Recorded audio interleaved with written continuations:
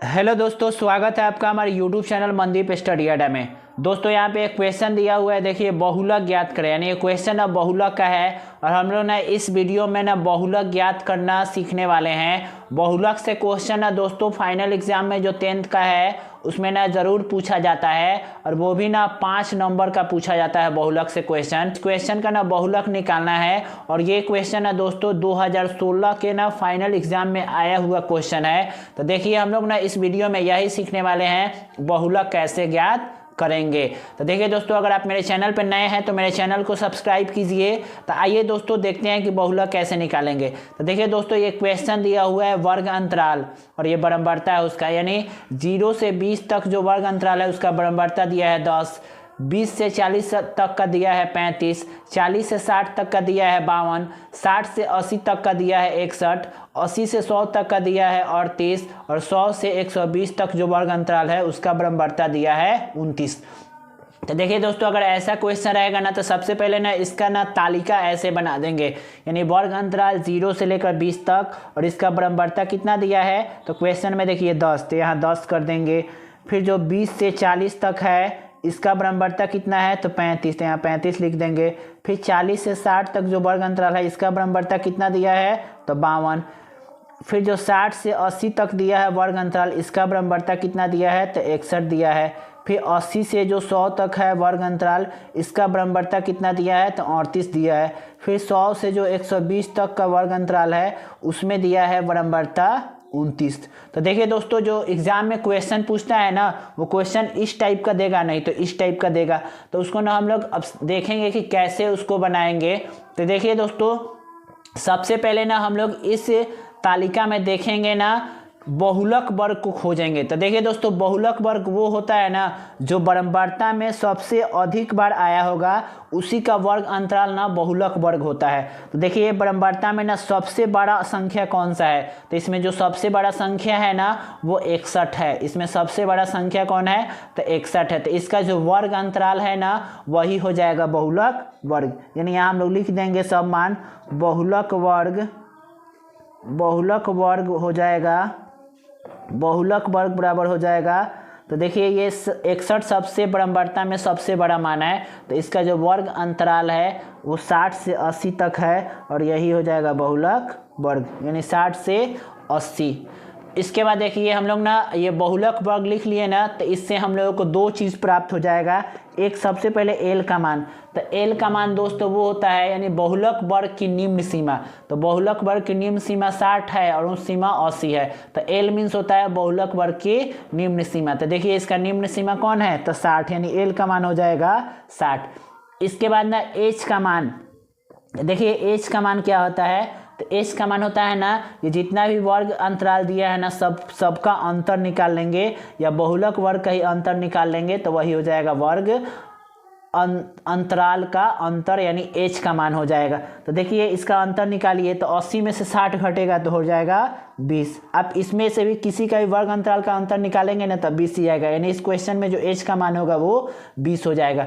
दोस्तों हम लोग जानते हैं कि जो बहुलक का फॉर्मूला होता है, बहुलक निकालने का जो फॉर्मूला होता है वो ये होता है। बहुलक का जो फॉर्मूला होता है बहुलक बराबर L plus F1 minus F0 और बटा 2F1 minus F0 minus F2 गुने H। यानी इसमें हम लोगों को ना L का मान चाहिए, F1 का मान चाहिए, F0 का मान चाहिए, F2 का मान चाहिए और H का मान चाहिए। तो देखिए दोस्तों, हम लोगों ने अच्छी तरह से L और H का मान निकाल लिया। इसके बाद ना हम लोग देखते हैं कि इसमें जो सबसे अधिक बार जो आया है इसमें बराबरता में, जैसे ये सबसे अधिक बार आने वाला है 61, तो यानी 61 जो हो जाएगा वो किसका मान हो जाएगा, तो F1 का मान हो जाएगा। यानी जो 61 है ना इस क्वेश्चन के लिए F1 का मान होगा। फिर उसके ऊपर एक जाएंगे बराबरता वाला में, तो ये 52 आ रहा है, तो 52 जो होगा ना वो F0 का मान हो जाएगा। ये 52 जो है वो F0 का मान हो जाएगा। फिर 61 के एक नीचे आएंगे तो ये जो 38 है ना वो हो जाएगा F2 का मान। तो देखिए दोस्तों, इसका ट्रिक भी होता है। जो सबसे बड़ा होगा, इसमें सबसे जो बड़ा अंक होगा वो F1 का मान हो जाएगा।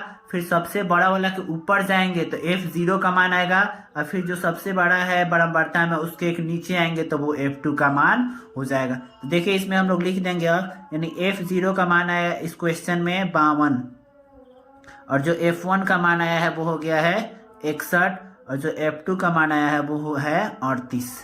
तो देखिए दोस्तों हम लोगों ने इसमें L का मान निकाल लिया, H का मान निकाल लिया, F0 का मान निकाल लिया, F1 का मान निकाल लिया, फिर F2 का मान निकाल लिया।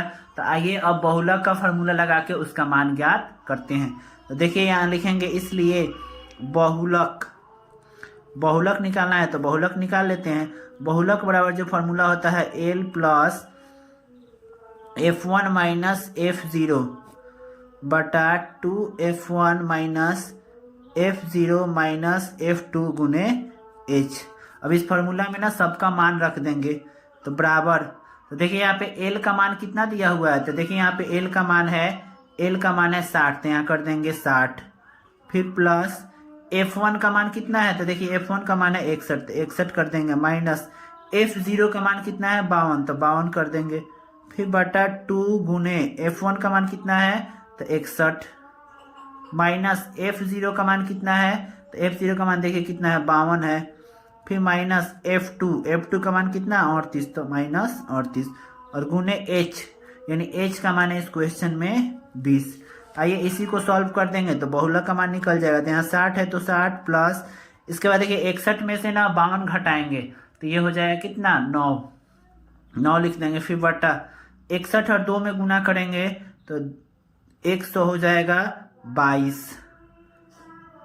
61 और 2 में गुना कर देंगे तो 2 और 6 दूना 12, 122। फिर माइनस, देखिए इन दोनों में माइनस है, माइनस 52 और माइनस 38, तो इन दोनों में माइनस है तो दोनों को क्या कर देंगे, तो प्लस कर देंगे। तो 52 और 38 को प्लस करेंगे तो हो जाएगा 90, और गुने हो जाएगा 20।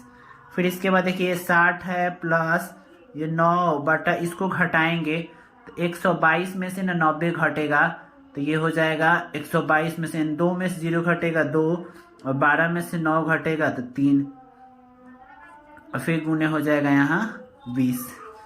इसके बाद देखिए क्या करेंगे, तो इसके बाद ये 60 प्लस इसको कटा भी सकते हैं, 4 से कटेगा 5 बार में और 4 से कटेगा 8 बार में, 8 चौको 32, तो इन दोनों को गुना कर देंगे तो 9 पचे 45 और बटा 8।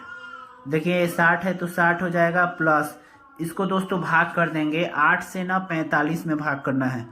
तो देखिए 8 पचे 40, 5 0, फिर ये हो जाएगा 8 छक 48, यहाँ पॉइंट होगा 8 छक 48, तो 2 और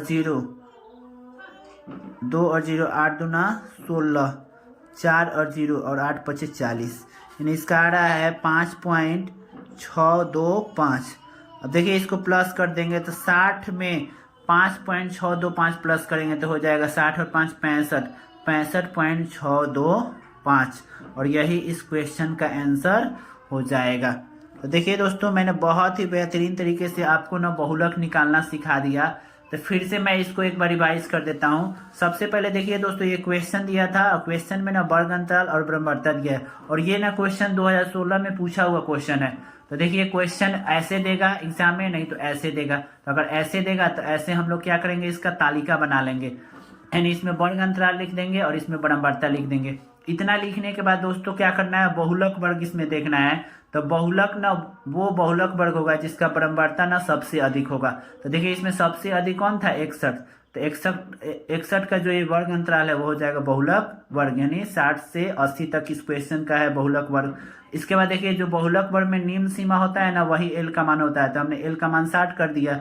फिर एच का मान वो होता है ना, यानी जो इसके ना वर्ग अंतराल का जो अंतर आता है, यानी वर्ग अंतराल सबसे बड़ा वाला में सबसे छोटा वाला घटाएंगे वही एच का मान होता है। तो देखिए 80 में से 60 घटाइए तो 20, इसमें भी सबको घटाइएगा ना आप, अंतर निकालिएगा तो 20 ही आएगा, तो 20 हो जाएगा एच का मान। और F1, सबसे पहले F1 को ध्यान दीजिए, F1 वो होता है ना जो ब्रह्मवर्ता में सबसे अधिक होता है, तो सबसे अधिक इसमें 60 है तो ये F1 हो जाएगा, और उसके ऊपर वाला अंक जो होगा वो F0 हो जाएगा, और इसके जो नीचे वाला अंक होगा हो जाएगा F2। तो F2 F0 और F1 का मान हमने निकाल लिया। फिर बहुलक का ये फार्मूला होता है L plus F1 minus F0 बटा 2F1 minus F0 minus F2 गुने S। तो इसमें हम सब ये सब जितना भी मान दिया है ना, सबको मैंने इसमें पुट कर दिया, इसमें रख दिया। तो जो हम लोगों का बहुलक का आंसर आया है वो 65.625 आया है और यही इस क्वेश्चन का आंसर हो जाएगा। तो देखिए दोस्तों, अगर आपको वीडियो पसंद आए तो वीडियो को लाइक कीजिए। थैंक यू दोस्तों।